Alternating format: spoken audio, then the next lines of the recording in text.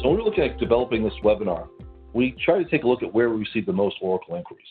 Now, overwhelmingly, that happened to be around audits and navigating Oracle's pillars, or more specifically, looking for ways to escalate high enough within Oracle to someone with decision-making authority across all of Oracle's pillars, which unfortunately there's not. It used to be Mark Hurd, who's no longer with us, obviously.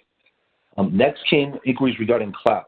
And cloud, that's really Oracle's #1 goal and what was the driver for the title for this webinar. So what we decided to do when looking at all that was to combine all these topics to provide Oracle customers with really an integrated overview of Oracle's goals, challenges, and sales tactics, along with some advice to combat or prepare for Oracle's tactics. So for today's agenda, we're going to cover a couple things here, right? One is the 2 strategic initiatives, Fusion ERP and Autonomous Database.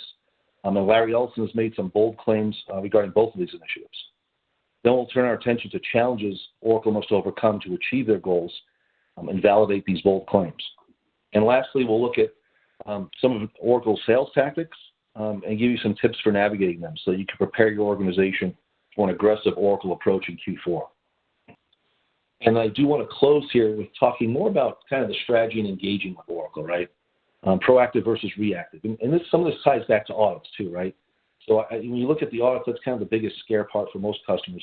You don't want to go in blind, right? If you're going in blind, that's what leads to the fear and loathing, and you're at a significant disadvantage in negotiations, right? So when you have knowledge of your compliance exposure, right, that's going to enable optimization strategies that you can come up with to reduce that exposure, and also to develop a negotiation strategy and approach with Oracle.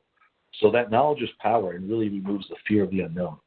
And when you're able to negotiate from that position of power and understanding, if you do have to approach Oracle for a deal, for a purchase, what's great about that is now you can dictate the narrative at a time and place of your choosing.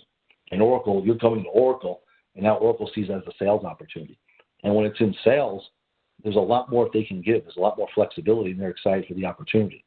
Versus the audit, where you're on your heels the whole time and scrambling, and Oracle's dictating to you the narrative. And then again, you're negotiating from a position of weakness and disadvantage, and that always leads to poor deals. I hope you found value in the presentation. That concludes our presentation for today, and I do want to flip it back to Alyssa and Adam to see if we have any additional questions.